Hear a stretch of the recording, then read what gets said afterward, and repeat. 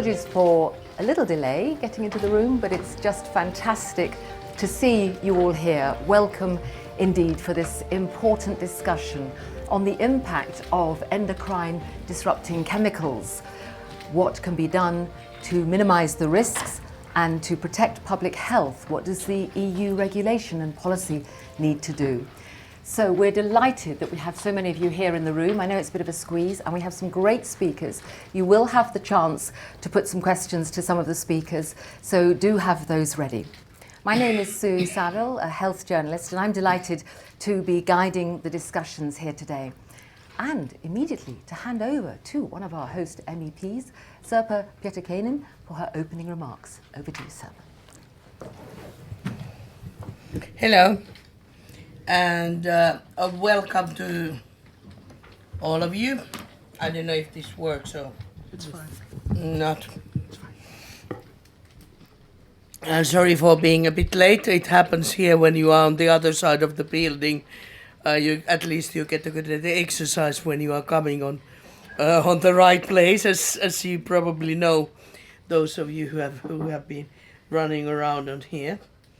It's a privilege me to host this event together with my very good colleague Maria Spyraki to discuss about the endocrine disruptors, what are the impact on our health and societies, and what should we be doing about this phenomenon. And I can't avoid telling you the story that actually chemicalization and endocrine disruptors were this story that drew me ages ago into politics. And I was wondering, why are we not more effective and active much faster and much smoother in these topics. So I can assure you that you are very much close to my heart. I leave it to the specialists to explain what are the endocrine disruptors, why it is important, what do we know, and what there is in the horizon in the future, what the science is about to tell to us. But for all of us together, the question is, what needs to be done on the EU level and in EU policy level to minimize the risk and promote benefits of public health? It is a discussion, of course, of the review of the REACH, the issue how do we look at the multi-impacts of multi-chemicals. It is the issue of pesticides. It is the issue of endocrine disruptor criteria that we have been kicking the Commission for quite some time. And it is, of course, then the international agreements about the trades and imports of the chemicals. So with these words, I would like to wholeheartedly welcome you. Happy to see you as such big crowd, and I won't be consuming at this point more of your time, but reserve a bit of room for commenting on the way when we are then entering to the discussions.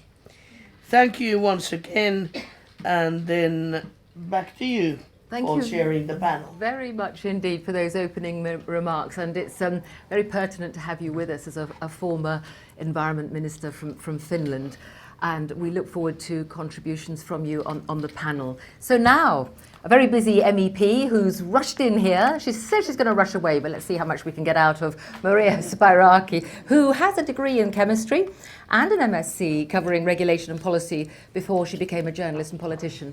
Over to you, Maria. Thank you very much for your kind words, and thank you very much for organizing this. First of all, to thank Sirpa for organizing this very, very interesting exchange of views with the scientists. It is very important from our side to give to you the details when it comes to the state of play concerning the endocrine disruptors, and also the procedure that we are going on when it comes to the classification, labeling and packaging, on which I have the honor and also the duty to be the rapporteur on behalf of the European Parliament. To start with, I think that you have to take into account all the parameters that we have on the table, starting with the approach coming from the European Union, and it is a strategic approach when it comes to endocrine disruptors. There are three pillars based on this strategy. The first one is to minimize overall exposure of humans and the environment to endocrine disruptors. The second is to develop a thorough research basis for effective decision making. And the third is to promote dialogue and allow all stakeholders to be heard and to work together. There is a very, very long discussion concerning endocrine disruptors, particularly in the political level. It is something like 20 years ago, after the Commission has already published a strategy concerning endocrine disruptors. And this issue remains a global challenge and a source of concern for many of us, for many of the EU citizens. However, I think that we can all acknowledge that we have made significant progress, and it has been achieved over the past 2 decades. And the EU is today recognized as one of the global leaders when it comes to deal with these chemical particulates with endocrine disruption. Yet it is important to step up, and that's why we are here. We are stepping up our efforts. I would like just to recall that the communication towards a comprehensive European Union framework on endocrine disruptors outlines the European strategic approach to deal with endocrine disruptors by bringing in place a number of concrete actions across policy areas. And when it comes to chemical strategy for sustainability, on which I think that you are all familiar, I would like to underline the role of this House, because we have adopted during this mandate our motion for a resolution, and I participated as an author coming from representing my party, EPP party.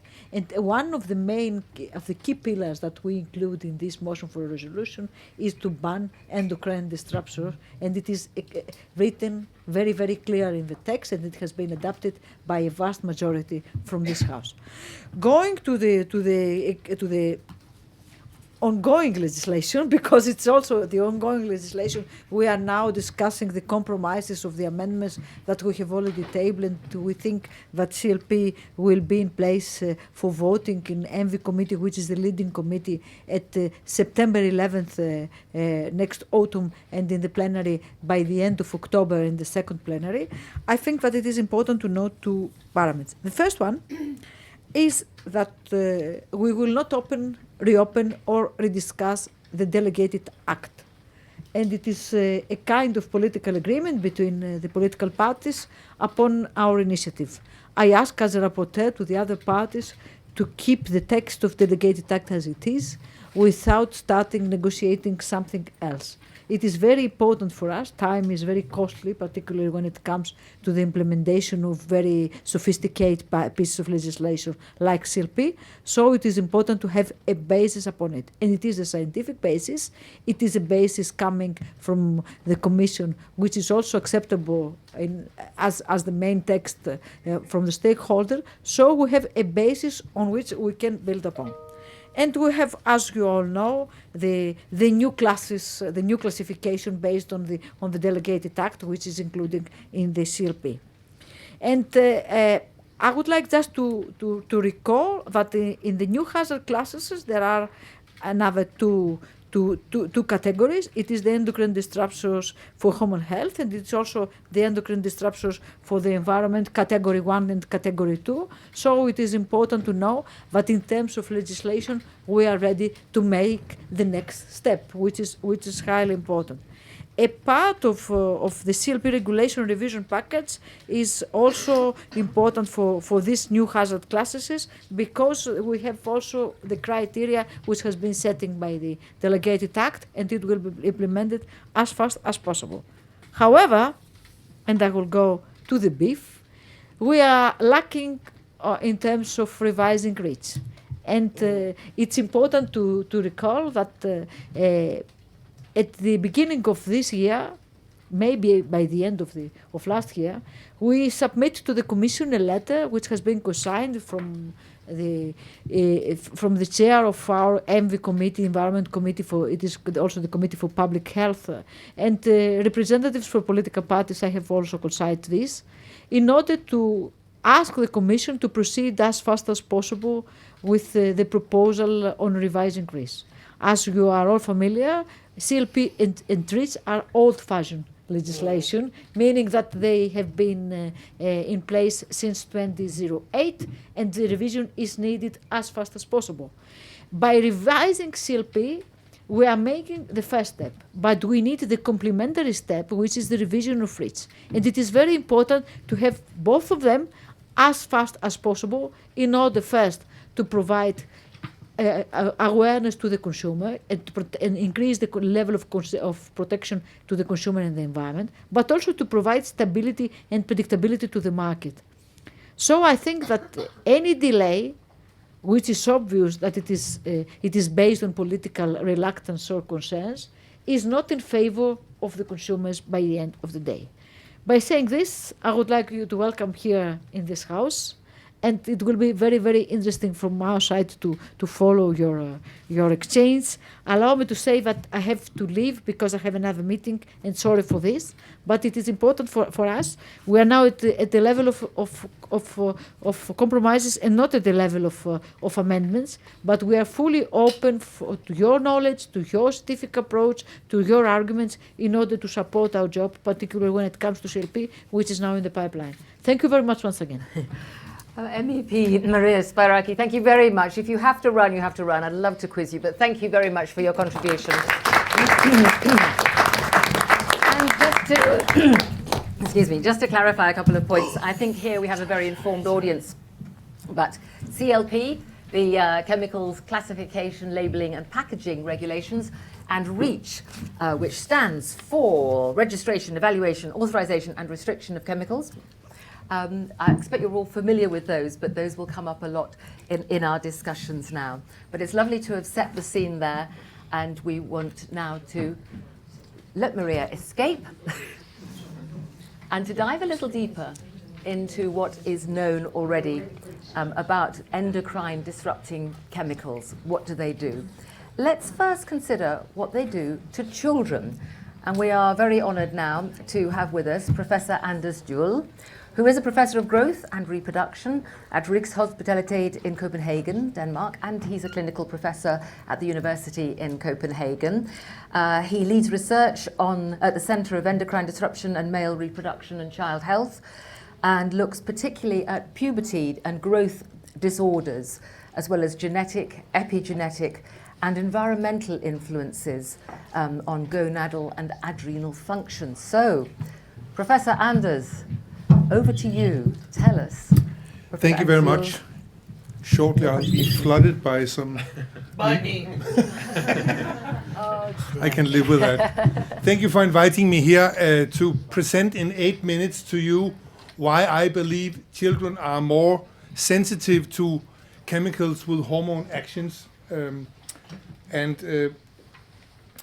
Just briefly, you all know that there are many different classes of endocrine disruptors. Some are persistent, we are exposed and we excrete them within the same day, and others are persistent. And I will dwell a little on the non-persistent as showcases for how they influence child development. These are just a few examples. Before, I need to explain to you why children are more sensitive to hormones, and to understand this you need to know how hormones affect child development. So in fetal life, you can see here on this graph, you can see in fetal life the line illustrates how sex steroid levels, so this is hormones, increase in fetal life and influences the development of the fetus. Then at birth, the levels are low and then rise again at 1 to 2 months of age after birth. This is what we call mini-puberty. That's where testosterone is very high in a boy, and it's very important for his development into becoming a boy and a man later on.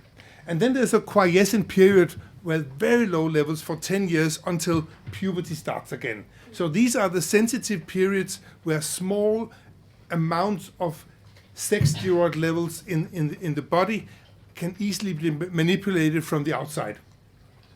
I'll give you a few examples of these sensitive periods. In fetal life, and this graph shows you on top a fetus of 9 weeks of age. You cannot see whether this is a boy or a girl because they look the same. But at 12 weeks of gestation, then actually testosterone has formed the small clitoral-like phallus into a penis, and the scrotum is formed. So at 12 weeks, you can see this is a boy and this is a girl. And that is all due to hormones. And obviously, if you are this hormone action is interfered by chemicals, that will interfere also with how a normal sex is developed. Sometimes it does go wrong from nature's side due to genetic mutations. We don't know if it's a boy or a girl at birth because hormone actions at this sensitive period has been interrupted. How can it be interrupted? Well, the pregnant woman can be exposed from a variety of sources. She eats and by oral ingestion, by dermal exposure, and it's all into the body, and then it goes through the placenta into the fetus. Sometimes it even accumulates in the fetus once the pregnant woman has been exposed to a variety of different compounds. And we can measure it in fetus in amniotic fluids, hundreds of chemicals. We recently published this study suggesting that it's not only the fetal development that is influenced by these chemicals. Actually, it's the programming covering the entire lifespan. So in this study, we found that maternal phthalate exposure, in this case it was phthalates, it influenced the son's testosterone level, testicular function, when he was 18 and 20 years of age. So that was dependent on how much phthalate his pregnant mother was exposed to when he was a fetus. I think that's really scary. Now, the mini-puberty that I told you about is this early postnatal surge of hormones, and we studied this in completely healthy children, and I'll just show you, we did a lot of examinations in these brave children, including blood samples and urine samples for 6 times during the first year of life. And here you see all the children. I promised their parents that I will show you whenever I talk about the study, and these are the brave kids participating in our study. Completely healthy children from Copenhagen. And based on this, if you look at the dark blue curve, this shows you testosterone in the boys from this cohort and how it increases 1 month after birth. Very high levels, almost as high as his father. And then it goes down by 6 months of age and is undetectably low. Why does a boy have testosterone in his levels? Well, we call it mini-puberty. Well, in a way, it is mini-puberty. There are a lot of physical effects of this early surge of testosterone, as shown here, by acne, but also by erections, growth of genitals, etc. So it's an important period. And if you lack testosterone in mini-puberty or in fetal life, you're born with what we call micropenis, a very small penis, as an example. So testosterone and hormone actions are extremely important and very sensitive periods of life here early in life. Another example of a boy with micropenis. This very busy slide shows you phthalate exposure in mothers, fathers, and infants. And I'm sorry you can't see it from where you are sitting, but you need to trust me. It really shows the green dots are the infants. They are all exposed. And if their mother is highly exposed and their father is highly exposed, so is the infant. It runs in families. So you are exposed within a family. So the environment makes an important role here. And if you look at the upper left panel, this shows you another phthalate metabolite in urine in these completely healthy infants, where you can see those who are breastfed have higher levels compared to those who are introduced to a mixed diet. Below it's the opposite way around. So this is just to illustrate that exposure to chemicals depends not only on your family, but also on your feeding mode. And finally, the last showcase of sensitivity in children is the case of puberty. We have studied thousands of healthy children in the adolescent years in Copenhagen because there's a worldwide epidemic of earlier and earlier puberty. When I was young, girls had breast at age 11. Now it's below 10 years of age, the average age. What does this, and it's seen all over the world, and it's not only due to obesity. It has to be something from the environment. It's not genetic. It has to be something in the environment. And endocrine disruptors is a very good showcase, and that I'll finalize my talk by showing you that numbers of girls referred here in Denmark with precocious puberty is increasing. This is just a 20-year increase. We simply don't know what is going on. I find that really alarming. And when we look at how, in this case, phthalates in urine samples associate with pubertal timing, let me show you this graph, which I find very interesting. Each dot represents a healthy child in Copenhagen and how much butyl phthalate that is excreted in their urine. They all have phthalates in their urine, all of them, 100%. And it's a logarithmic scale, you will see, so some are actually quite highly exposed. If we group these 1,000 girls into 4 groups, depending on how much chemicals they have in their urine, they don't know themselves that. We simply did like this. And then we looked at how far are they in their pubertal development. If you focus on the red dots, that's the 25% of the healthy girls with the highest phthalate concentration. And then look at the likelihood of having breast development according to age. You can see that the red line is shifted to the left. So in the upper right corner, that's my last slide, you can simply see that the mean age at starting puberty, having breast development, the higher the phthalate, the lower the age, going from 10.2 years of age to 9.6 years of age. So if you just group children according to their chemical, in this case a single chemical, it associates with how they actually start puberty. So my conclusion on this tour de force through children is that they are very susceptible in certain periods of life, fetal life, infant life, and puberty, and that exposure early in life to chemicals influencing the endogenous hormones may have lifelong effects on testicular function, reproduction, etc. And that exposure runs in families, and it depends on how you ingest your food. And finally, that exposure to phthalates relates to early puberty onset in this study, and it's been shown in a lot of other studies showing the same association. And with that, I'd like to thank you for your attention. Well, thank you. There's so many points there. If you have any questions, I love the picture of all the babies. If you have any questions now, we could take them. We might have a microphone, but I think you might be able to shout in this room. Otherwise, if someone's just waiting to have a thought about that, there were so many fascinating points, and perhaps we'll pick some up on the panel. But I'm wondering, Professor, whether the aspect of children has had enough of a profile in all this debate about endocrine disrupting chemicals. Has the children issue really been to the fore enough? Well, maybe I might be biased here. I'm a pediatrician, so obviously I don't think we've been good enough to sell this concern that I deeply share. I think it's so alarming that all our child population is exposed, and we haven't got a clue on where they get them from, what it does to their body, and how we should avoid the worst of the chemicals. So I think there's a lot of concern, and I don't think that's really been put on the table good enough. So I guess the answer to your question is no, I guess, and that's my fault. I'm sorry. You're doing your best. Any questions at this point to the professor after his presentation there? Would you like to say who you are, please? Yes, hi, my name is Elizabeth Laird. I'm representing the consultancy BCW. I want to ask, when you're looking at the phthalates that you found in the children, do you also break it down to what specific phthalate substances you found, and do you make any differentiation between high and low molecular weight phthalates in the study?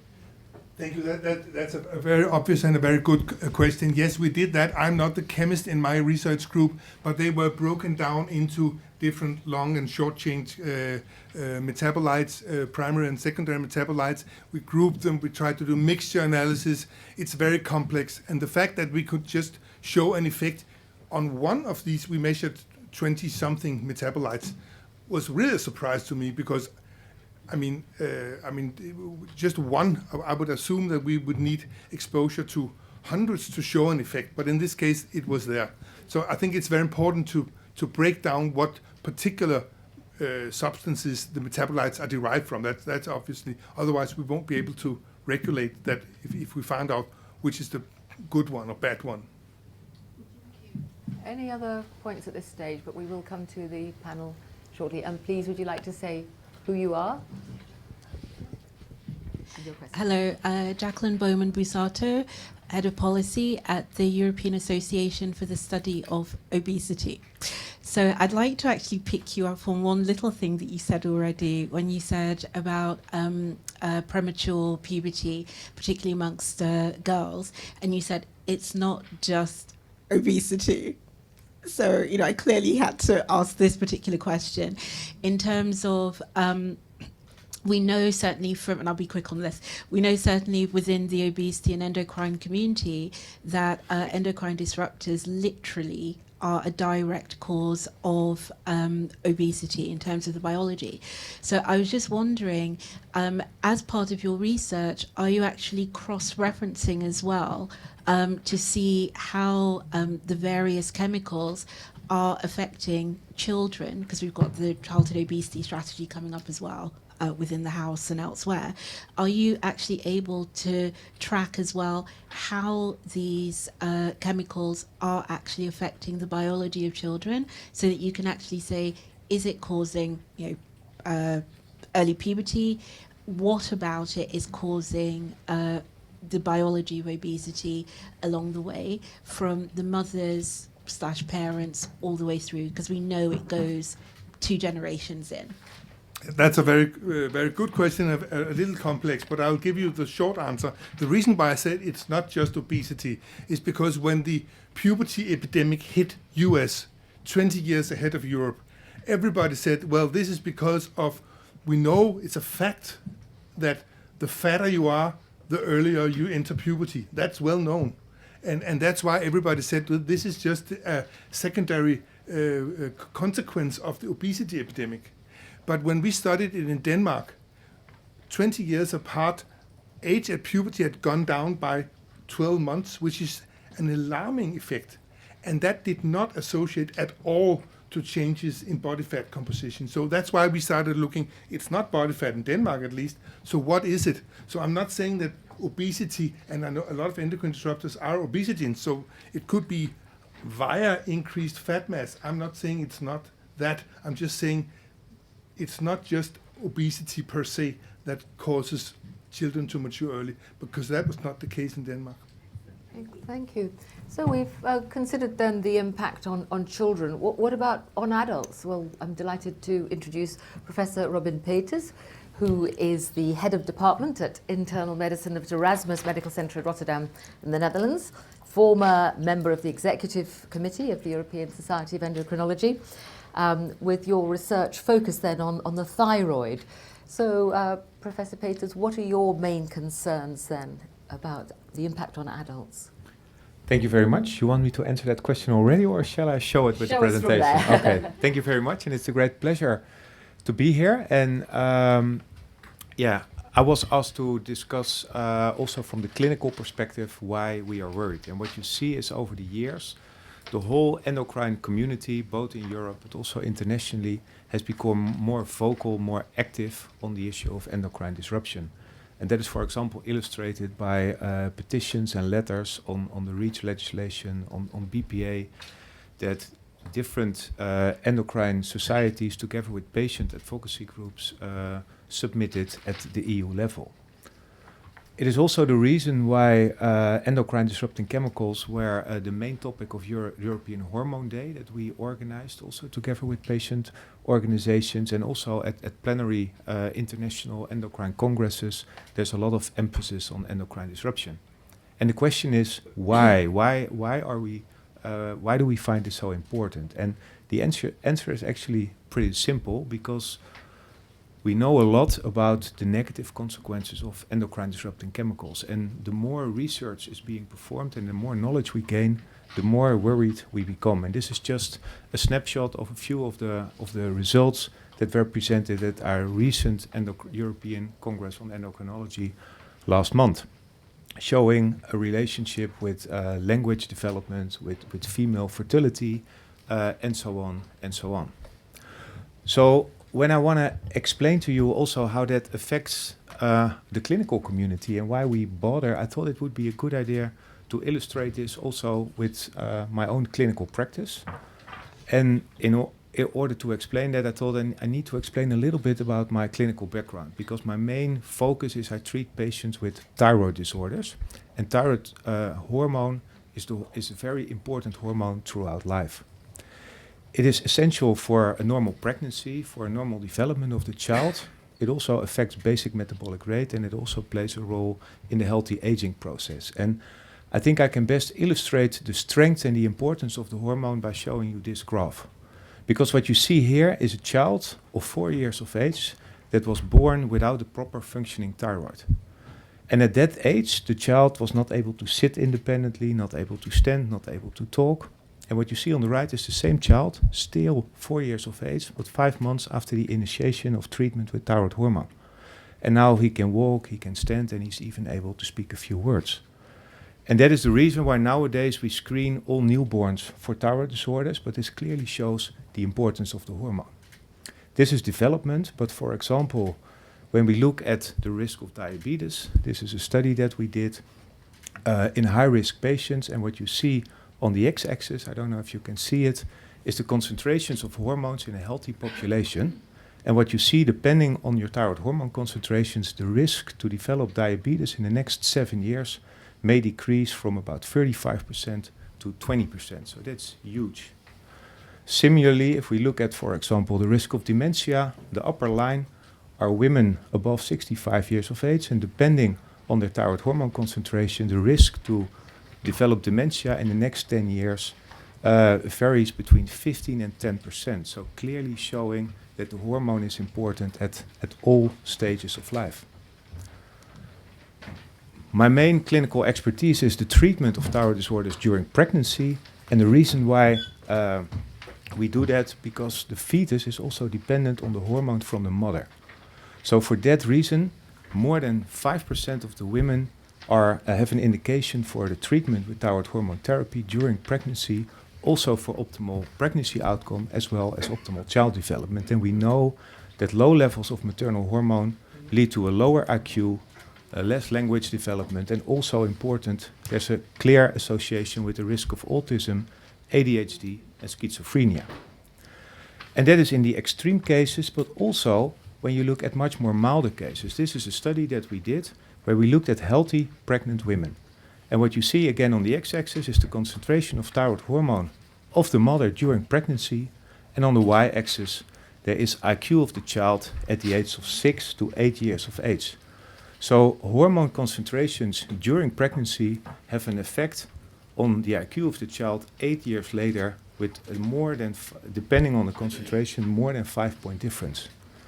And what was interesting in this study, we did not only look at IQ, because you can argue that is subjective, but we also performed brain MRI scans of these children, and we saw structural differences in their brain and their brain development. So minor changes in the hormone concentrations have these important effects.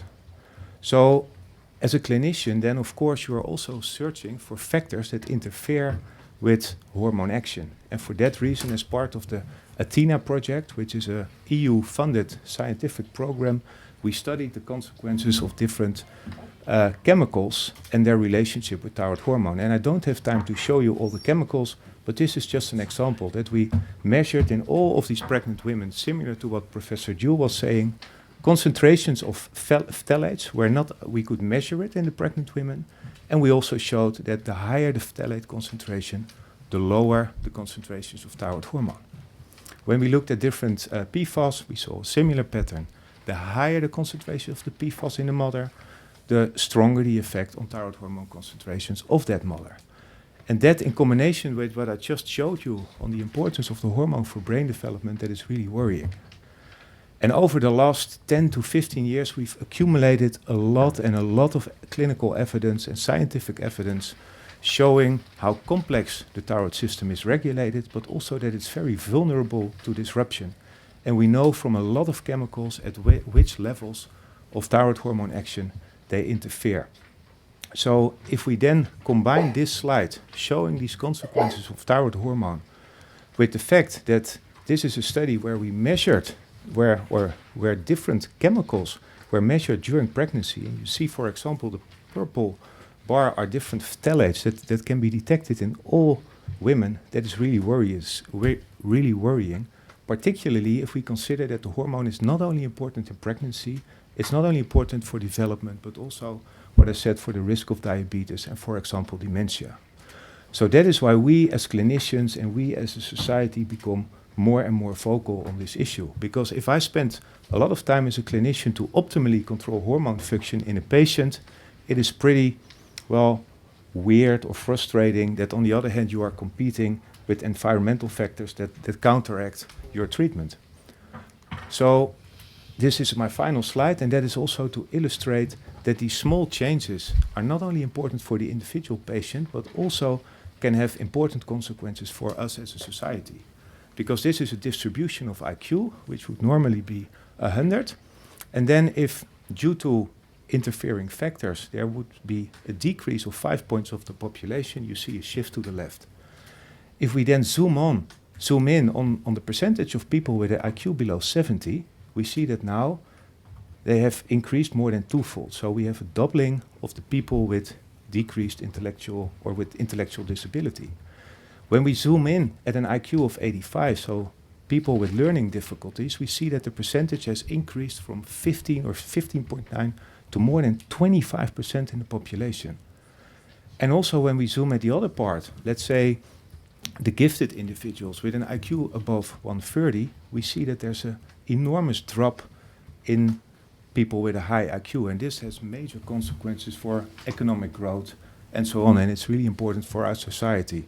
So that is the reason why as a community we become more vocal, why we are so worried, and these are just a few recommendations raised by different scientists at our most recent endocrine congress, including the one that pregnant women and children should be protected from chemical exposure.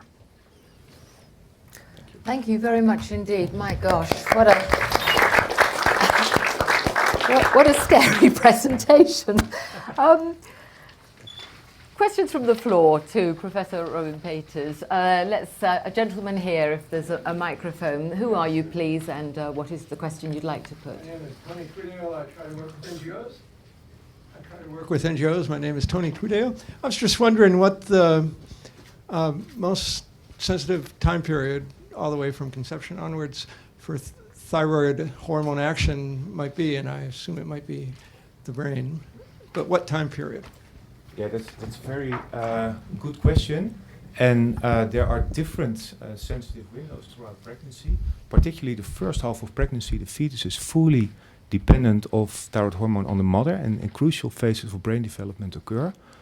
In later phases, the child also starts to produce its own hormone, but unfortunately we know a lot of these chemicals also pass the placenta, so they can also interfere with thyroid hormone production by the fetus itself. And as you can see by the picture of the child, also after birth and throughout development, the hormone plays a crucial role.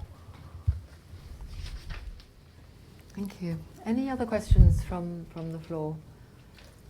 One thing that struck me, Professor, during your talk there is you said the more research that's done, the more we get worried. So how concerned are you about the unknowns out there, given that new chemicals keep being developed every day, every hour? Yeah, well, absolutely. And I think for that reason, we really need to have a change in the way we think.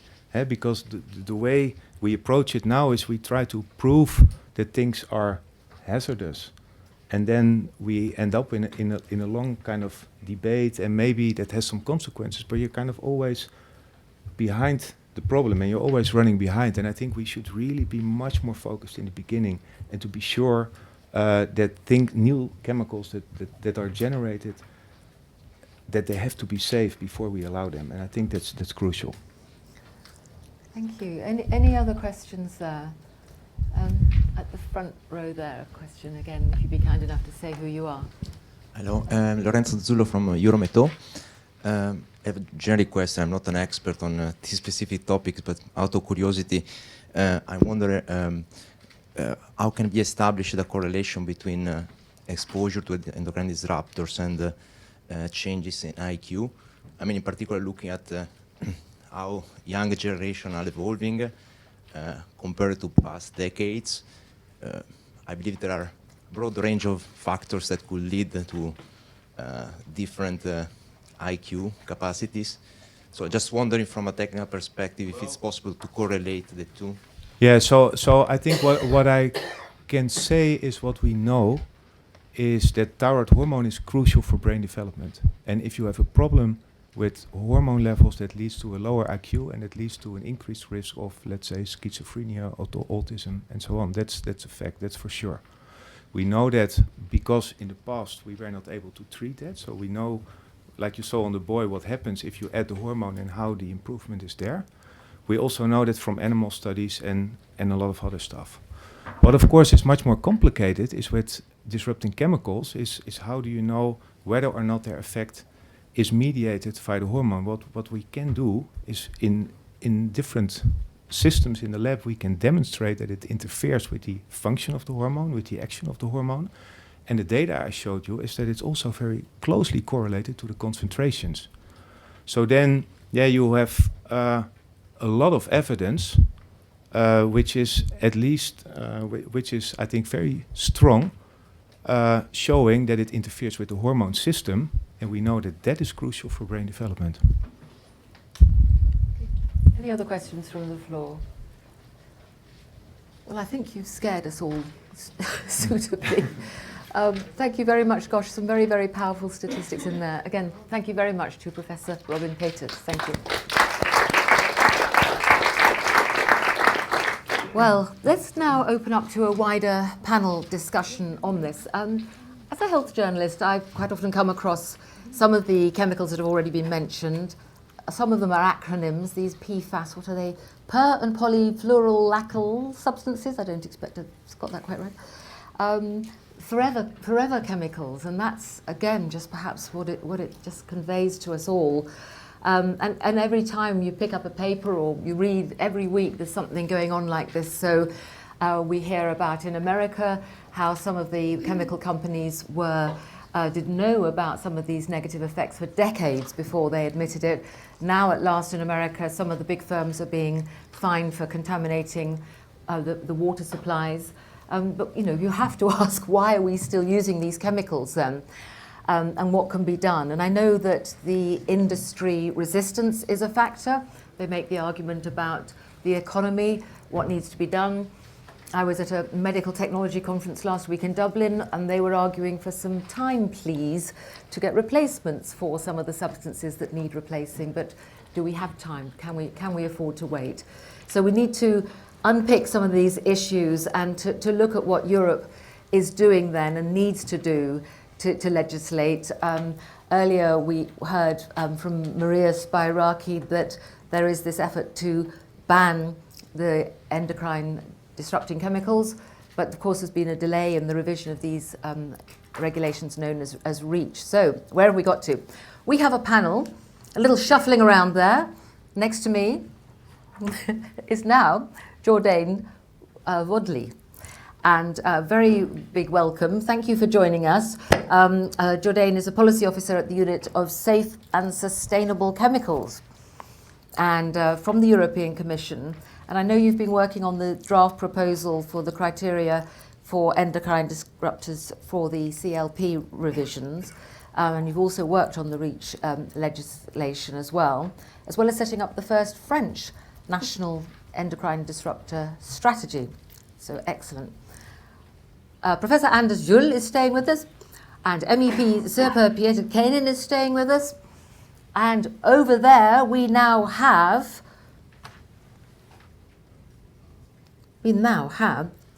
Tatiana Santos, Head of Chemicals Policy at the European Environmental Bureau, EEB, which represents over 180 citizen organisations in 40 countries. Tatiana, a chemist by training and has 2 master's degrees in environmental impact assessment and occupational health and safety. And next to her is another MEP. We have a host of them. We have Martin with us, who is Martin Holsk, will I pronounce it? Hoysik, forgive me, Hoysik. Welcome to you and thank you for joining us. Also we have Dr. Paulina Damdinopopoulou, who is Associate Professor in Reproductive and Perinatal Toxicology at the Karolinska Institute in Stockholm in Sweden. And I understand that you lead research on chemicals and female fertility, as well as coordinating the international Pandora study on combination effects of endocrine disrupting chemicals. So, welcome to you all. What a great panel, what great expertise we have. Very briefly, just to sort of set the scene and establish your credentials, could I ask each of you to very briefly outline what you see as the key concerns? Jordan, perhaps starting with you. Yes, thank you, and good afternoon to everyone. I think from Commission side, what the key issue is really what was in the chemical strategy for sustainability about improving the protection of human health and the environment, and this is with strengthening the legislation that we have in place. So we are already talking about the CLP regulation that is ongoing. The REACH regulation will come. And we have also some part to do in the future. We, for example, for the CLP regulation now, we try to push the criteria at the global level, because this is not only EU, we should also think about more globally, so we have also some action at global level.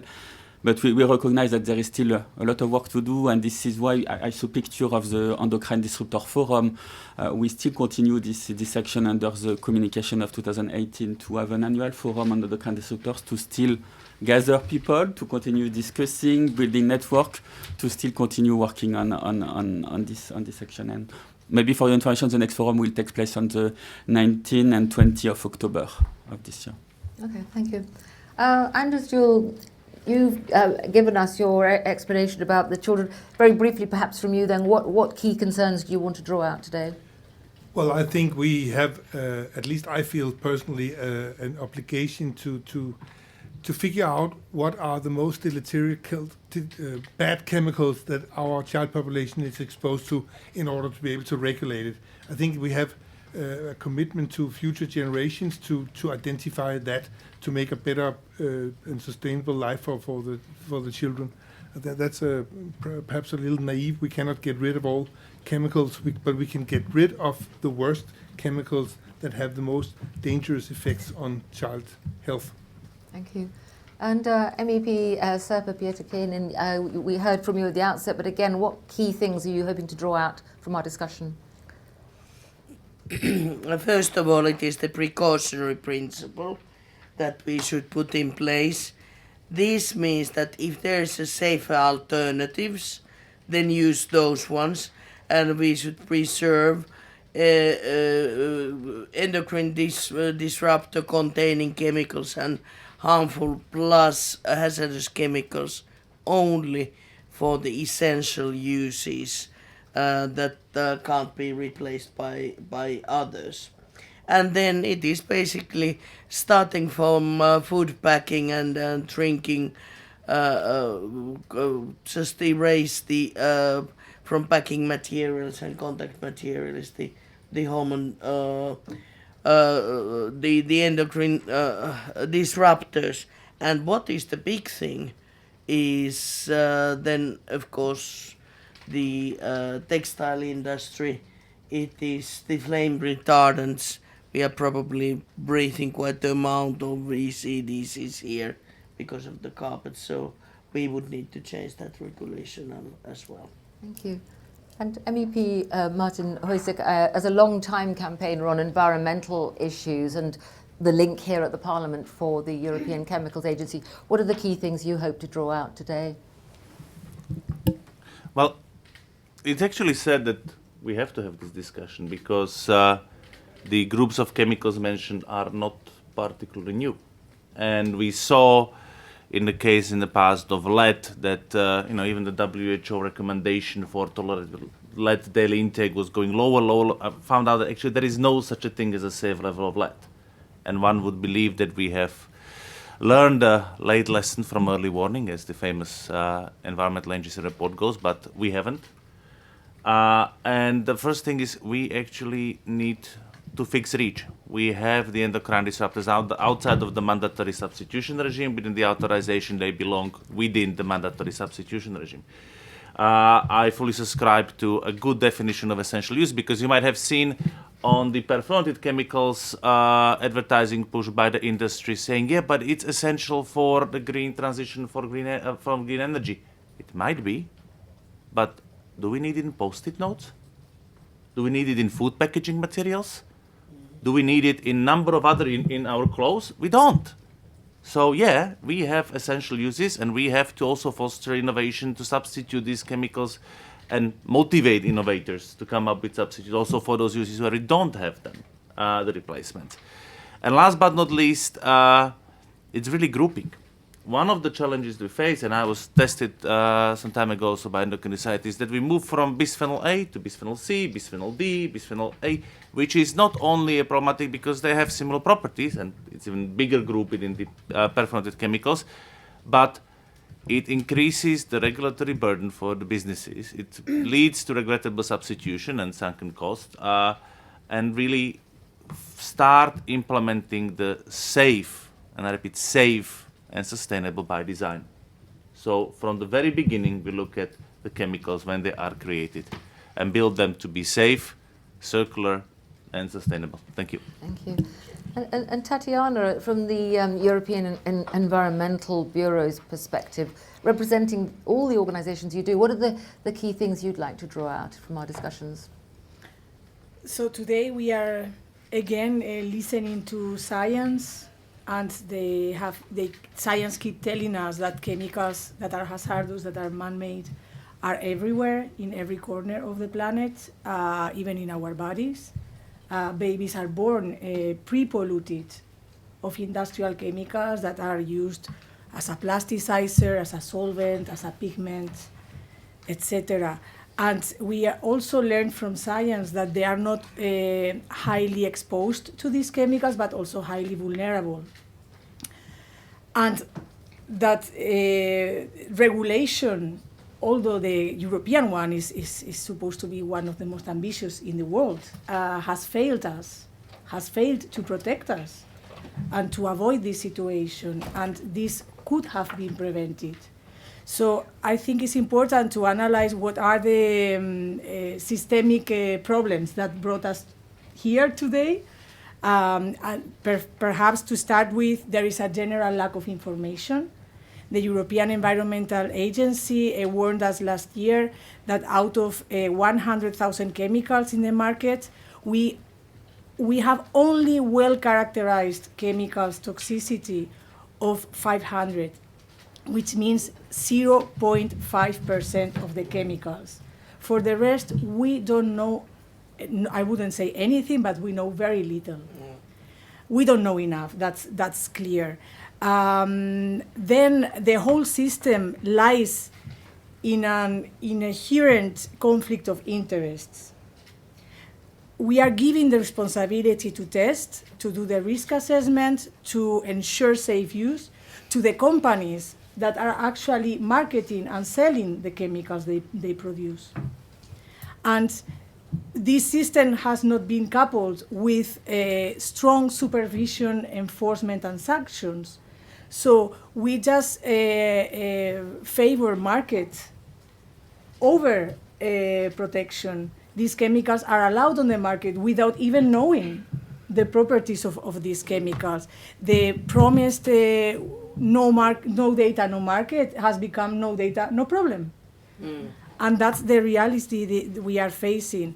Industry is not held accountable. They are free to use PFAS in cosmetics, in frying pans, microplastics, in all sorts of consumer products, and then nothing happens. On the other hand, we have a huge burden to the public, through the taxpayers, for the authorities to actually prove that to gather all this information that has not been provided in the first place, in order to be able to withdraw these harmful chemicals from the market. We have very slow control. The EEB published last year a report called Need for Speed, where we proved that it cannot take longer than 3 weeks for authorities to authorize chemicals onto the market. The law doesn't allow authorities to check the reliability and the adequacy of this data. And then it takes a decade, a median time of 10 years to the authorities to take them off the market. So market is prioritized over people. So what we need very quickly is to fix the information requirements through the REACH revision. We need new hazard classes under CLP. We need fast-track generic restrictions, in particular for EDCs in consumer products. Pre-market authorization, as it was said before by Professor, it's critical. Companies need to demonstrate these chemicals are safe before they are allowed to market them. It's quite logical. More efficient regulation, grouping, as Martin said before. And finally, as Sirpa said, more preventive and precautionary approaches. Wow, there's the list. Get that onto the regulations. Thank you so much for that overview. And Dr. Paulina Damdilopoulou, what about for you, from your perspective? What are the key issues you want to draw out? So thank you. So my research centers around chemicals in the environment and fertility in women. So I'm most concerned about human eggs, oocytes, because they're such rare and precious cells. We've learned so much about chemicals and fertility in men. We saw the micropenises. We know about the declining semen counts. But what's going on with women? This is something we have to start addressing. While all the men can make over 1,000 new sperms every second, a woman can only make a few hundred eggs in her lifetime. And she's born with all the oocytes she will ever have, meaning that her lifelong cumulative exposure to chemicals is important for the quality of those oocytes. We know that women are postponing, waiting longer time before they become mothers, and that means also that the oocytes have been exposed longer and longer time to the toxic cocktail in our environment. I do my studies in Sweden that many would think is a very clean and nice country, and yet I find every chemical that I look at in women living in Sweden. Whatever is in her blood circulation, we also find in her ovaries, where those precious eggs are stored for her lifetime. We see associations to how fast the oocytes disappear from her ovaries, meaning accelerated reproductive aging, earlier problems with fertility. We see that the growth of those immature oocytes to maturity is altered, and that also connects to lower quality of the oocytes and problems getting pregnant. It takes longer time to have a child. If she doesn't succeed and she goes to fertility treatments, the odds of having a good quality oocyte and a child are lower. So we see multiple associations between chemical exposures in women and her fertility in Sweden. I'm super concerned how this will turn out when we have the aging maternal population while we keep adding chemicals, diversity of chemicals and volumes of chemicals into the environment. And when it comes to those 500 well-characterized chemicals, I'm pretty sure nobody knows how they impact fertility in women because this is not a part of any guideline assay. So I think we have to start looking at reproductive health and fertility in women in much more detail. Thank you very much indeed for all those presentations. Robin, thank you for staying with us. We've not got enough microphones, so we've sort of not got you on the panel as such, but if there are specific questions you'd like to address, I'm sure those could be taken at the far end as well. But let's get going on some of these things. With Jordan, you've heard so much already about the issues and you've outlined some of the things that are happening, but what about this delay, this idea that the revision should have happened by now? The regulation's already 16 years old. They rely on information that's really quite out of date. So why hasn't this happened now? I know the organisations put this together have done things like open letters, they've had petitions. There's been a lot of energy and pressure put forward. So why the delay? Yes, thank you. Maybe we should first start to recall where we come from. And I think we come from the chemical strategy for sustainability, where we identify all this kind of problem of efficiency of the regulation, and that we needed to move forward with several legislative proposals. And we need to move step by step. So this is why we add the CLP regulation first on the table, because, like this was a bit explained, this is the first step to identify hazard. If we don't know the hazard, we cannot after derive risk. So we need to know the hazard. And so this is why we move quite fast on the CLP regulation to have the new ED criteria on endocrine disruptors already now adopted since April. And now we enter into the second big piece of legislation, which is now the REACH regulation. And in the REACH regulation, we aim to three major topics. We need to address a deficiency in the gap. We mentioned about the information requirement, that we don't know we don't have enough data on endocrine disruptors, and this is one of the major things we are doing in the REACH regulation revision to address and to increase the amount of information requirement we will ask the company to provide to better assess if this is an endocrine disruptor or not.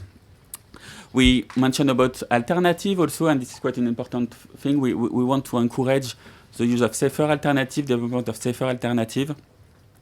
And finally, we want to increase what we call the generic approach to risk management to endocrine disruptors, and to facilitate, for example, putting in place restriction on endocrine disruptor in consumer product, to also have a faster way to have this restriction in place to better protect the consumer. But as you can imagine, this is not an easy topic to do like this. We need to gather science, to be sure about the science, and to after develop a good legal proposal on all these topics, all combined together, and this takes a bit of time. But since we have you here, can I pin you down to a date? We've heard various dates. Have you got a date for us we can look to or hold you to? For now, we still have the date, which is in the published last year in the work program of the Commission, which is at the end of this year that we'll have the proposal. We've got that on tape. Thank you. But what about delaying this? Tatiana, I know your organisation has done some research on this, that with the delay in the revision of the regulations, what impact it's having. What are the key findings there? Yes, we published earlier this year together with Chemtrust the Waiting for REACH report, and we analyzed the potential negative impacts of such delay. So what we found is that actually by delaying the reform 1 year endangers not only human health and the environment, but also EU industry competitiveness. So that's quite critical because it's putting at risk the future of the EU green economy transition, and is perpetuating, of course, the current out of control situation.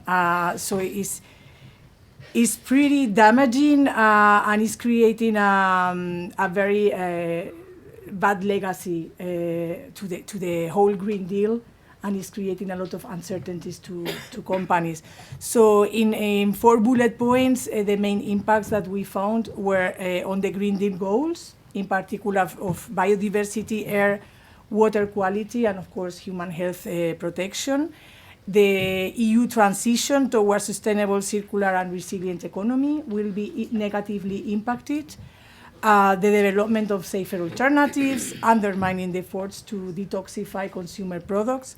And finally, the achievement of the Sustainable Development Goals will have a quite important impact, including the goals on climate and social targets. So quite devastating impact, I would say. And Paulina, I know your country, Sweden, was one of the countries that pushed to try to get this taken up, and it opened up the consultation through the European Chemicals Agency on PFAS. So what do you make of this rate of progress? What do you fear the impact on your particular sphere of interest? Right, so as was mentioned before, PFAS are not new chemicals. We've had this group of nearly 5,000 different compounds around, we can soon say almost 100 years, and knowing from the beginning that they are not very good for human health.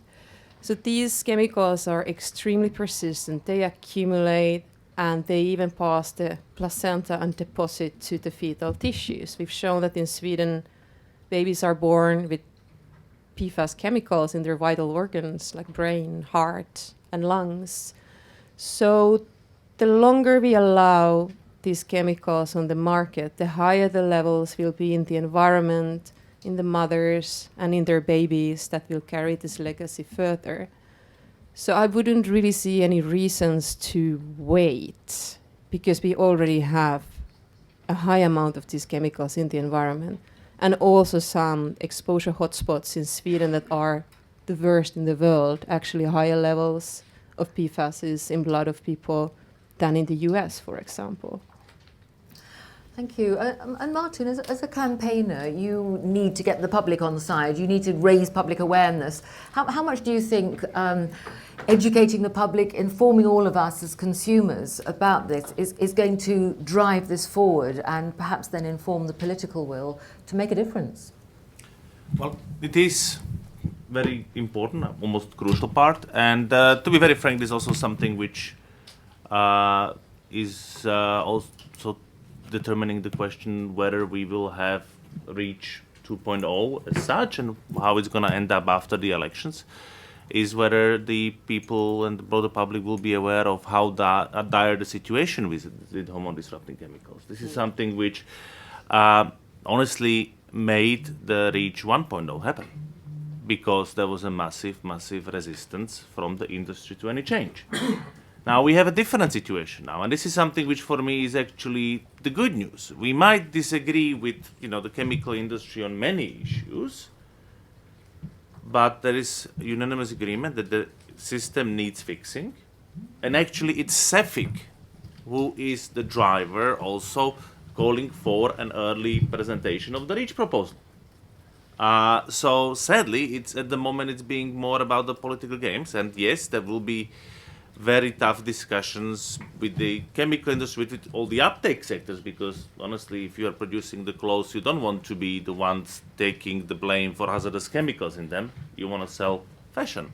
But I think what is stopping us now is the fact that REACH is subject to political games and a pressure of Commission not to present it. And this is something which is obviously public knowledge, because there are certain parties in this parliament which have been advertising against publication of REACH. And I think this is a pity for not only human health and environment, which we're discussing about, but it has a dire impact on the business decisions. There are hundreds of millions of euros held back in the business, in investments by major chemical companies into innovation, because of lack of REACH 2.0 being on the table.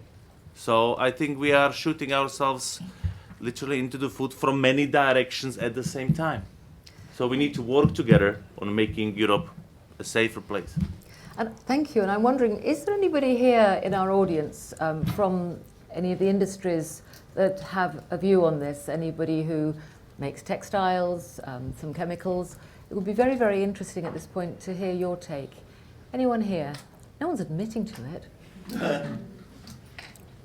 No, well, because I know. Oh, sorry, forgive me.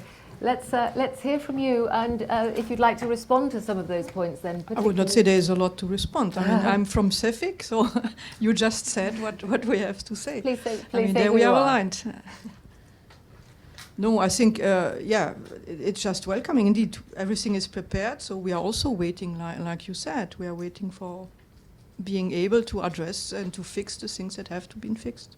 Yes. So if perhaps I could put it to you, do you accept that some of the chemicals need to be banned, as we heard earlier, or need to be replaced, or what's your That take? is to be debated. I mean, I'm not an expert on all this. I mean, REACH is so complex. Please don't fix me on that. No, there are many aspects there. It's not just about the endocrine disrupting that you are discussing. You know that. So whether they are to be banned, this will be discussed. I mean, for sure, there are things that we will have to reconsider, and it's about the definition that will come up and on which we all can agree or not agree. And when I say all, I mean, it's everyone here. It's not just about the chemical industry. Yeah? It's really about a societal decision, I think. So I'm convinced it is about. Yes, well, thank you. And sir, perhaps I could put that to you, because the issues then weighing up protection of public health and economic interests from the companies who already make all the things we all use, but also then the economic impact on the rest of us because of our health. How do politicians start to weigh up the health and the economy aspects that need to be sort of somehow brought into balance through regulation? Yes, indeed. There's three ways of weighing it up, and this is the political debate what we are having. You could start it with this kind of a question: what is the price of a human being? What is the price of your child? How much are you willing to pay that your child is or is not disabled? Rude questions. But then again, there are that kind of a no-goes in our societies where we do not act even though it would be much cheaper. We don't use child labor either, even though our working costs would be cheaper for our chemical industries and others. And so the question is, where does this discussion about endocrine disruptors and health play in here? And I think that there's a huge lack of awareness in member states, among the people, among the media, and among the politicians. And this is why we need this kind of a debates to know how serious we are talking about. Then I could speak long, but I want to. We do have elements and tools like now we have the new net zero strategy, and we do have the essential raw materials initiative and so forth.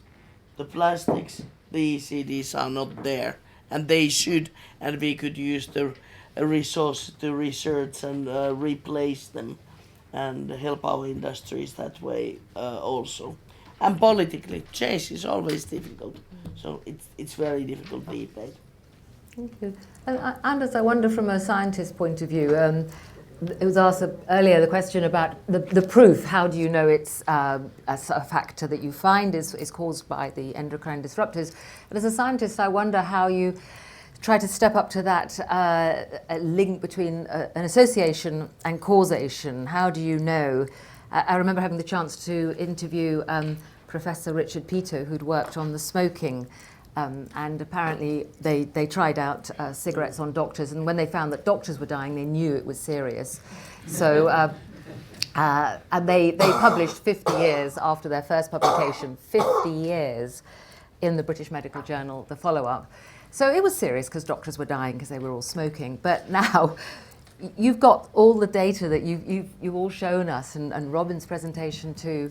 How do you try to make sure that that association is adequately taken into account, even if you can't yet prove it's a causation?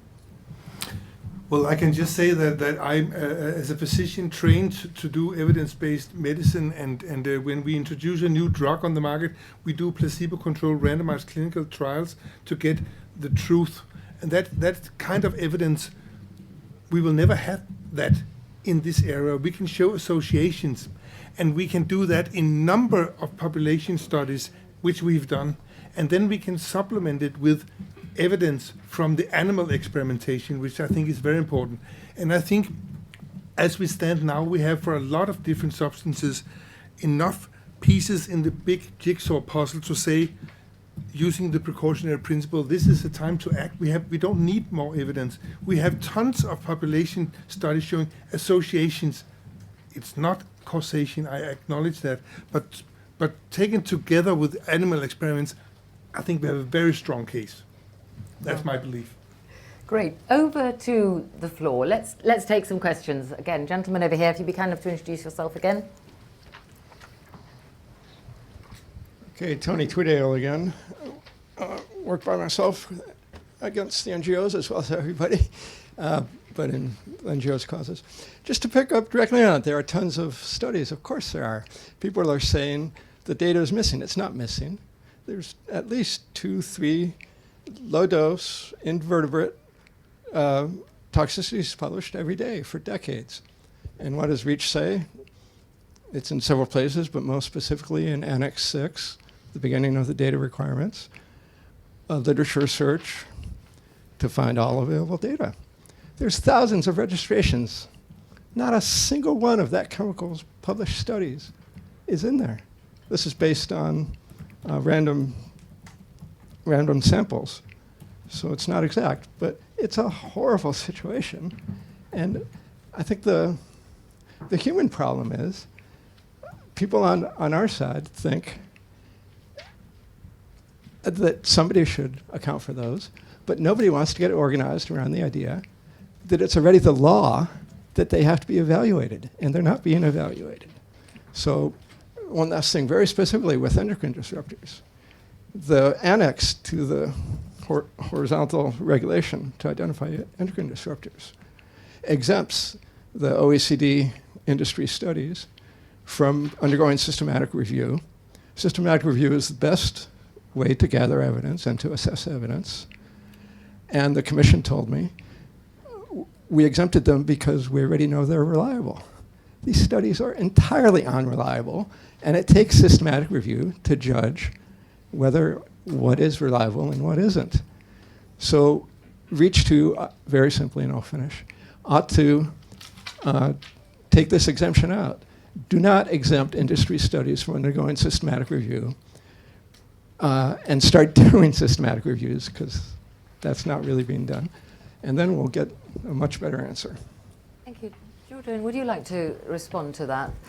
Systematic reviews are essential then, and don't leave this exemption. So any point you'd like to make in response to that? I cannot give a firm answer about what we will do because we are still in internal process, but just to mention that the data requirement and the evolution we make to the legislation is not only on endocrine disruptors. This is also a broader scope where we look at all the data requirement we have also for the other hazard, and so we try also to adapt to be more efficient and to maybe bring some new tests that now are available to include them in these new revised annexes. So I take your point, but I cannot give you a firm answer about what we will do for now. Thank you. Thank you. Yes, Sirpa, please come back. Could you do as a society or someone this kind of a peer reviews? Because what is exactly difficult for decision makers is that you have a pile of research and data saying, okay, cigarettes are harmful for your health. Then the other part comes with higher pile telling that no, you can't be certain, and there's this kind of uncertainty. Then none of this has shown clearly the causality. It could be totally different. So it's this kind of a shadow fight that for most of us is difficult to sort of pick up the winner, so to say. And there should be that kind of an impartial mechanism that sort of evaluates and shows what is the quality of the study, what is the exactness, what are the basic assumptions, and well, you know what I'm talking about, so that they really could be compared. The first step in doing that is identify the studies. It's not being done. The published studies. You have to start there. The EU has to start there. And it's the same all over the world. Jordan, you want to come back on that? Yeah, maybe just to complement about if this is about funding the study, we have also another work we are doing is regarding data sharing, because we saw the problem, for example, when we have different studies done by different EU agencies, for example, EFSA, ECA, etc.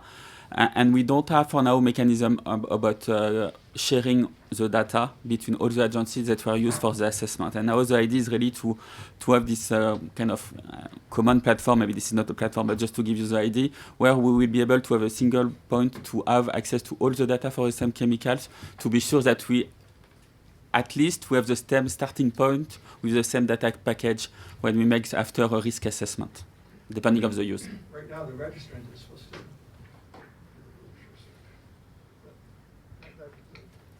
Well, thank you for responding. I think I saw another hand. Actually at the front, and then we'll come back to you. So again, if you kind of have to introduce yourself. My name is Martin Reinke, and I'm the past president of the European Society of Endocrinology, and now the president of the Hormone Foundation. He is the current president of the European Society of Endocrinology, and we have several societies here from Europe on the table: the European Society of Pediatric Endocrinology, the European Thyroid Society. We have heard about EASO, about obesity. So several societies are sitting here representing around 25,000 endocrinologists, at least, within Europe. And all of them are convinced that it is time to really act. And I would like to stress that we are hearing that the process of politics takes time, but we are the clinicians now. We have to deal with the consequences of not acting.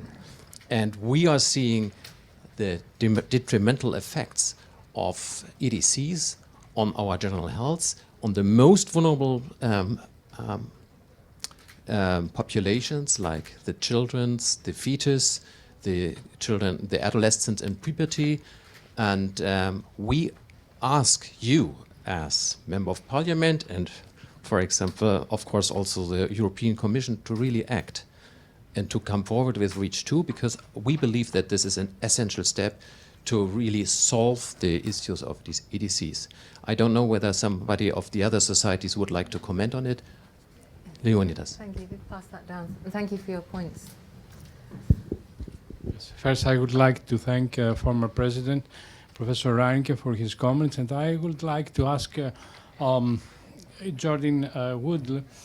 You were referred to the date 1920 October as an important date for REACH, but it was not clear. Excuse me, maybe I have not well understood. What will happen on that day? Will be a revision or will be the publication of the REACH proposal? And if it is so, can we look at this date with a feeling of hope, with an array of hope? Because we have discussed it is very important to have the publication of REACH in combination with CLP. It is very, very important. And, you alluded that it can be by the end of the year. So it is very important. And then, and I finalize, I would like to ask all the MEPs who are sitting on the table, what would you suggest at the end of this very important meeting? What would you recommend to us? What you will expect from us to support your work from now till the end of the year? What can we do to support your work? Thank you very much, and thank you all for all your presentations. Thank you. Well, let's get the MEPs to answer that then. MEP Martin, what would you like the scientists, the experts, the clinicians to do? What action do they need to take to support your actions here? Continue to speak out. It's really great that we have this discussion today, but it's not the first one, which I'm happy about, but it should not be the end. It's kind of one of the steps. And I think it's also very important is to bring it back to the member states, to bring it back to the people. This needs to be something on the public's agenda.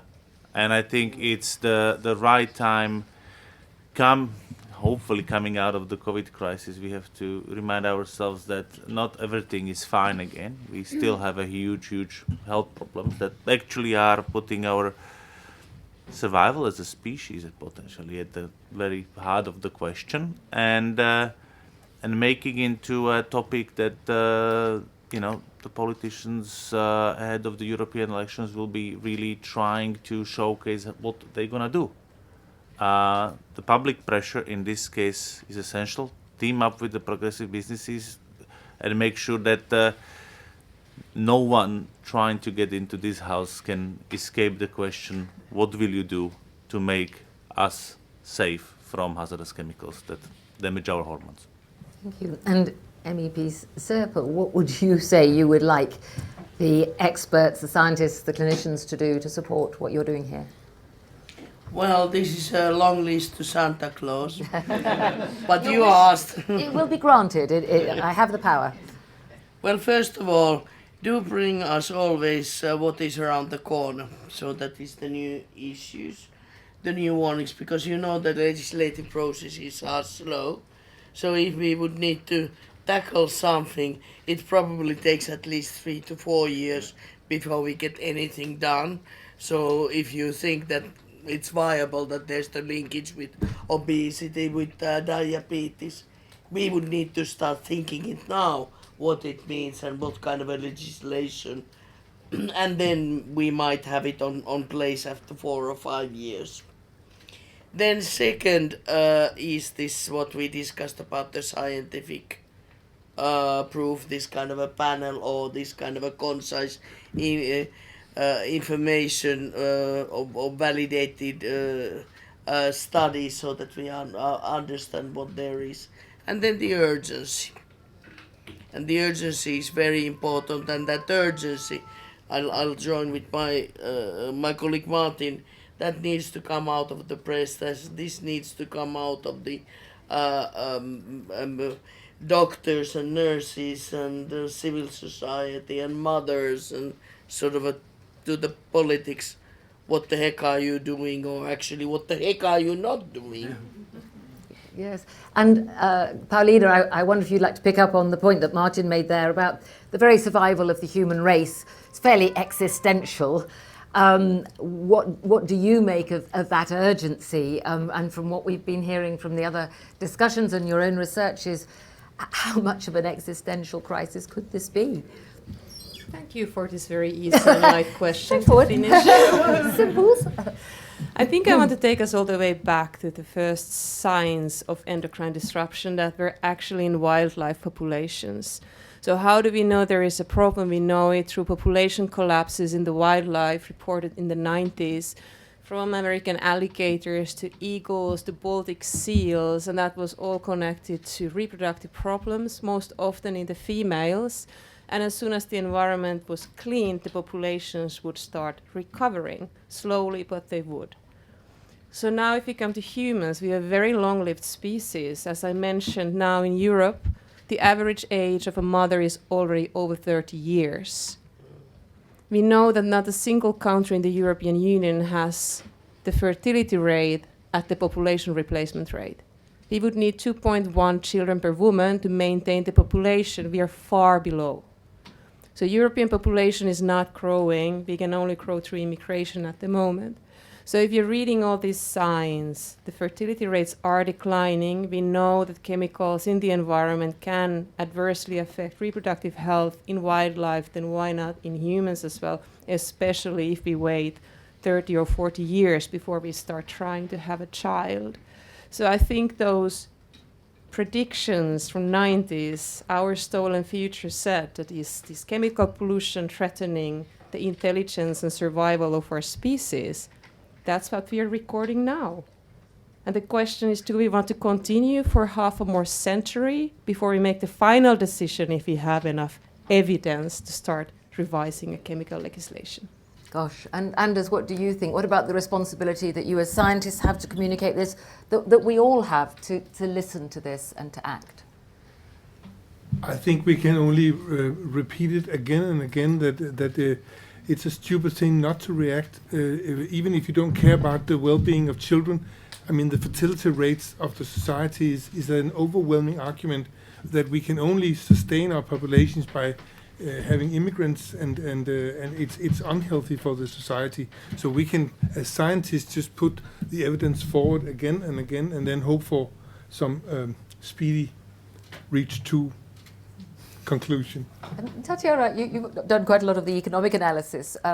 How valid are the arguments from some of the industry, engineering companies in particular, have put the argument about it's going to cost a lot, it's going to cost a lot of money to replace the things that we take for granted, a tabletop, a laptop, whatever. So what about the economic argument? Isn't it valid that actually it's going to cost a huge amount to put this right? Well, I think there are two important angles. The first one is that, to me, it's rather the opposite. Producing hazardous chemicals is hampering competitiveness and innovation. And this is very clear. For example, it's more and more clear by companies, but even investors are starting to realize of that. So last month, a group of 50 investors with an asset of 11 trillion American dollars, asking chemical companies to stop producing hazardous forever chemicals. And they said so because they decided to stop investing on these harmful businesses because of the liability costs, because of the regulatory action that will reduce uses, and because of the issues of health protection of consumers. So I think that on the one hand, it doesn't make sense to, in fact, invest on harmful and obsolete chemistry. On the other hand, it depends on which cost we are talking about, no? Because if we think of the cost for businesses, yes, it may be costly, but if you look at the cost to the public, there is a huge difference between the benefits of regulating harmful chemicals for society and the cost for industry. And coming back to PFAS, ChemSec published a report where they showed that it cost, I think it was the benefits of producing PFAS is around 4 billion euros, and the cost for society are 17 trillion euros. So there is no question about that. We need to look at the whole picture. Thank you. I'm wondering if we've got more questions. Yes. I need the answer of. Okay. Thank you. Yes. No. I think we this is a political commitment we have to have the REACH. You call it 2.0, but the REACH revision for the end of this year. So for the end of this year, you will have the Commission proposal, which after will go through the normal process, which will be sent to the European Parliament and also to the Council for discussion. I think that there has been a proposal, a REACH proposal, which should have been published. No. No, the revision has no, not been done? we are currently in the process inside the Commission to drafting the legal proposal. So there is no date of hope? No, but we will, on Commission side, we will, as a political commitment, adopt our proposal for the end of this year. And after, there is discussion with the Parliament and the Council to find an agreement on the final text. Thank you. Thank you. Yes, and another question over there. Thank you. Yes, it is. Actually, firstly, it's a big thank you to Tatiana for raising the issue that I think we've been hovering around, which is actually consumer rights. And from an EASO perspective, we've been thinking about this a lot in relation to endocrine disruptors, because apart from anything else, consumers and health consumers in general have a legal right to access to treatment. They have a legal right, for us as health professionals to be able to do our jobs. That's a whole other discussion. But in the case of endocrine disruptors, what I'm quite concerned about is that at the moment, a lot of the argumentation has been very technical, because that's where it comes from in terms of chemicals, very, I would say, abstractly, but rightly so, broader economic argumentation. And from an EASO perspective, we'd like to see a bit more about what about the fact that legal harms are being done to health consumers, to citizens. So what can we do in order to actually shall we say, support the process as part of the upcoming revisions for REACH 2.0? What can we do with our networks within the European Parliament, as well as national parliaments? We're in 36 countries, can be working on this. What can we do, particularly for the 224 million people already with obesity, a large percentage of which having hormonal obesity? What can we do to actually let them understand that they do have legal rights here as citizens, as health consumers? What do you need from us, Commission, and everybody else? Thank you, Jordan. You're on the hot seat today. Yeah. I think regarding you were talking about the legal cost for the society, etc. When we, for example, prepare the CLP proposal regarding adding new hazard class, we are, and we are also doing it for REACH, we are doing an impact assessment to assess the cost and benefit. And in particular, for example, in the case of CLP, with a study, external study really done by scientists, we add the data to show that our proposal to add the new ED hazard class is beneficial for the society. We add the cost for industry, we add the cost for the society, and we show that with the new ED hazard class, we will ban chemicals, not ban chemicals, but chemical will be removed from the market by company, but this will be still benefit. There will be still benefit for the society. So, indeed, data about the cost for society is important for us to have it in our impact assessment to better find the best option on how to implement it. And we have also done this for REACH. We had an impact assessment done to assess also what is the best option in terms of cost benefit for the society and industry. Thank you. The gentleman here wants to pick up a point there. If I can just make a comment on cost from a physician perspective, it's always much more potent and much cheaper to prevent a disease than to cure a disease, especially an advanced one. So it's a general observation that we made every day. So that should be also taken in account in the way you are handling this problem. First, do no harm, then.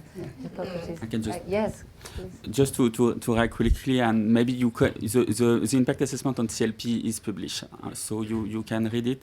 And the time frame we use is we have a 20 years time frame in the future to assess the impact on our regulation, and we try to assess which percentage of chemical may be removed from the market. Indeed, this is quite a difficult assessment, but we try to still have a 20 years time frame to make this assessment about what will be the impact, and still we find that there is a benefit for society to go forward with our proposal on the CLP regulation. Thank you. I think there were some other questions. Yes, I'll come to the front and then to this gentleman. I know you've been waiting to make another point. If we could come to the front with a microphone, and again, introduce yourself. Thank you. My name is Lucas Georgiou. I'm a health attaché from the permanent representation of Cyprus, so I represent the other co-legislator, which is the council. So thank you for having us in the parliament for this very important topic. We had the chance to discuss with Professor Anders, Paulina, and Martin in regards to these issues, which are very alarming for us. As the health attachés, we're very much aware of health of the nations is much more important than profit. As Professor said now, we need to invest in health, and it's better to prevent and be more proactive instead of curing a disease, which is much more costly for the health systems as well. It was a very interesting discussions today. As the Commission said, we are expecting their proposal for REACH. But if we want to be pragmatic, and as the Commission said about the legislative procedure, it will take time. So at least, I would say, 4 to 5 years, because this is a topic that is an interest of the industry, of governments, of there's a lot of players involved, and the MEPs already said it that within the parliament they have several opinions in regards to this. So it will take time. If we want to put a timeline on this, I don't expect it to be soon.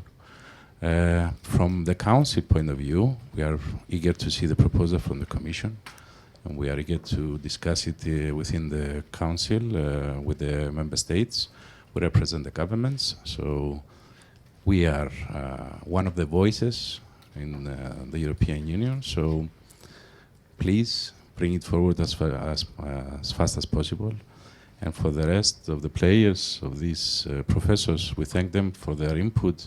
And please continue supplying us with the information needed, because, as I said, my background is of a nurse.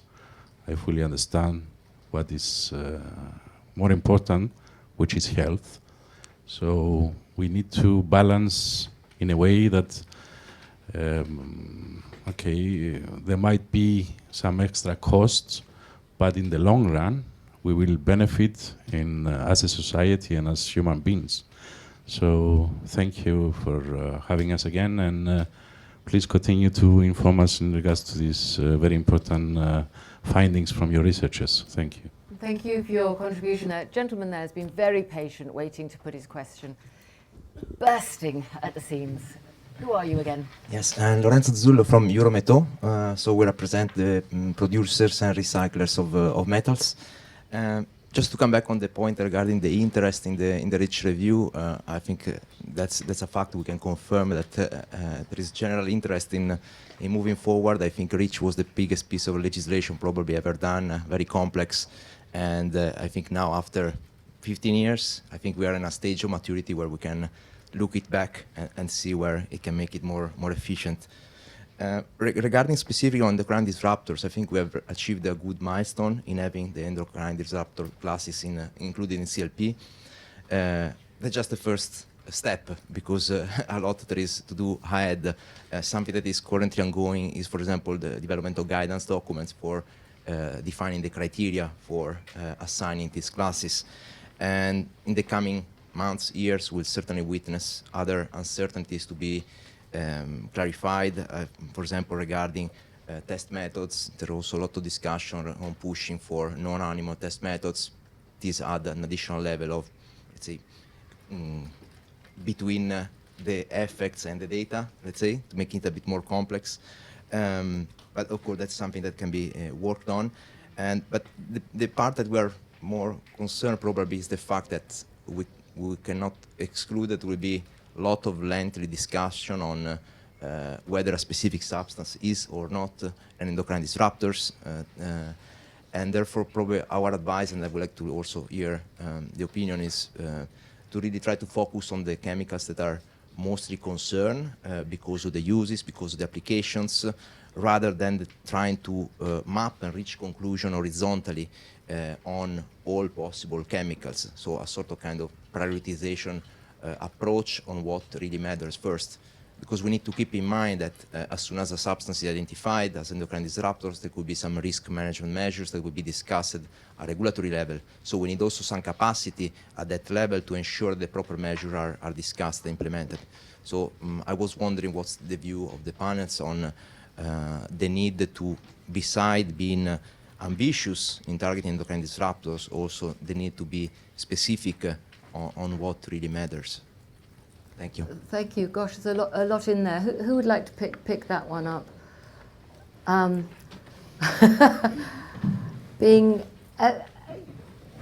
Tatiana. Tatiana is going to volunteer to take that one. Okay, I break the ice.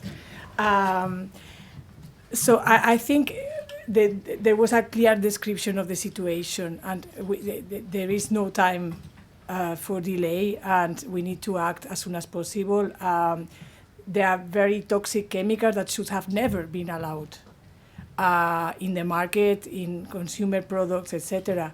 So we know very little about the hazards. We know very little about the uses. Companies don't tell us where they put their chemicals. You cannot see this when you buy products, which chemicals have been used and you may be exposed to. So we need to use this generic approach. And for the most harmful chemicals to which consumers are frequently exposed, it doesn't make sense to go specifically to uses or chemicals to analyzing.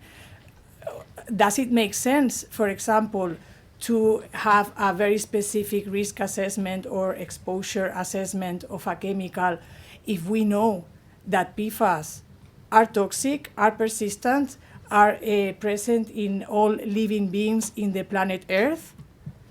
Do you need to do more assessment about chemicals that we know that are causing genital malformation to newborns? Do you know more information about these chemicals? No, we don't know. We don't need to know more about that. We know enough. And the question is, how much information is enough to take action. And this is where we don't have to waste more time improving the obvious. And we need to just take action to protect not only the current generations, but also the future generations that have been, they didn't allow to be poisoned. They didn't allow to have hundreds, 200 to 300 industrial chemicals in their bodies by the first day of their lives. So we owe our children and our future generations to take action and don't delay more and don't enter into these endless discussions of prioritization, specific assessments, and so on. Thank you, Tatiana. Martin, I think you wanted to come in briefly. Just a quick comment. For me, honestly, what we need is really a fundamental change approach to the chemicals, which I think the Commission has done a really good job in outlining in the chemical strategy for sustainability. The core elements are there. It's, you know, we can argue about things and discuss things, but the core elements are there. And the very fundamental thing is we really need to shift and create the conditions for the chemical industry and kind of the right tools for the chemical industry to shift the innovation to safe by design. And not, because what I'm hearing is like, okay, let's try to see if, you know, it's similar to the debate of, you know, maybe a bit of a gas extra will not be so bad for the climate instead of the coal. Or, you know, how we can try to keep on using plastics more, and now we're facing, like, you know, we're breeding plastics. We are gonna be, if we don't act, and this is something which I strongly believe is essential for the business in Europe. Please learn from the situation with electric mobility. The fact that the big part of the German car industry was so long holding for, oh, you know, diesel is super. And now we have to pump billions of public money in strategic battery alliances to save the car industry because the Chinese are years ahead. The Chinese are strategically investing in green chemistry. Now, if we don't change the course, we're gonna, by inaction, undermine the competitiveness of the European chemical industry. And I think this is very important message. So, honestly, if you don't want to do it for the health and environment, if you don't want to do it for the children, do it for the sake of your own business. And I think that's very important part of it. Thank you. I would like to ask each of our speakers just in a couple of very pithy short words to give a quick takeaway. Rob, I'm going to bring you back in if you can reach across to the microphone there. Just a few quick takeaways that you'd like to ring in the ears of our audience as they go back. Well, first of all, I really liked what Martin was saying in the end. I think there are different layers and several reasons to act. And maybe if I can add about the urgency, I just looked. More than 4 million babies are born every year in the EU. So every year that we postpone, we affect a lot of children, we affect a lot of pregnancies, and that has major consequences for the next 80, 90 years. Paulina, a ringing, pithy thought. Right, so I agree. We know enough to regulate so many chemicals already. At the same time, you should take this opportunity to learn what are those most susceptible endpoints, what are the mechanisms, so that we can have the test systems to make sure that those safe chemicals by design won't have similar effects in the future generations. So research, opportunity to figure out how to test the chemicals even better in the future so that we avoid this kind of situations in the future. Tatiana, we heard from you just now, but are you optimistic briefly? Very briefly? I'm always optimistic. Martin, I'm going to come back to you at the end. MEP Sirpa Pietikäinen, what do you want to think about, want all of us to think about as we leave here? I would start from the point that I would like to see us organized from this point up to the next steps.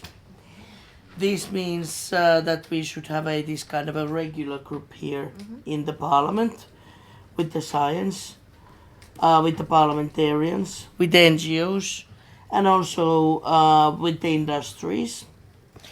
I hope that we could actually create that kind of a roadmap for safe chemicals. I hope that we could be part of that kind of a nexus to work for planetary health. That means that we link the health of the environment, of the chemicals, the longevity of impacts together, and we put that on the agenda, and then sort of link this and get a better support from the broader society. And what I really do hope is that we get the message out there, that we get that kind of a knowledge and change in our value basis too. Thank you. Anders, a short pithy thought. Well, I think actually some of the questions raised here has taken me, at least. I need to know from the politician. I know why I'm not a politician myself. It must be so frustrating to work on something that is never ever done. But you work hard and keep doing that, and let me help you. I just need to know how. Jordan, thank you, Jordan, for being in the hot seat. What is your pithy takeaway thought? No, thank you. I think this is quite easy to just, as a takeaway message, just to say we heard you that you indeed need this revision. Again, there is a commitment to deliver for this year this proposal, and so we will surely deliver this proposal. But maybe also to tell you that there is not only REACH, we're also working on some other sectoral legislation, and also, like I mentioned in my introduction, at the global level, because we are always thinking about Europe, but we try also to promote, I think, what we are doing in Europe at an international level. So this is also something that I wanted to share with you. Well, thank you, and thank you to all the speakers. I'm going to hand over to Martin in a moment. Thank you to the audience. And somebody mentioned earlier about winners in terms of weighing up some of the evidence. From my perspective, it's been really, really interesting guiding these discussions, and I would hope that perhaps we're all winners in the long run when this can be sorted out to the benefit of the protection of humanity, life as we know it. There is going to be a networking cocktail, an early cocktail, after this in the members' salon. You are all cordially invited. But to close the event, let me now hand over to MEP Martin Heusik. Over to you, Martin. Now, first of all, really let me thank you all for coming. And I apologize for coming late because fighting the nature restoration law discussion, in the nature restoration law discussions.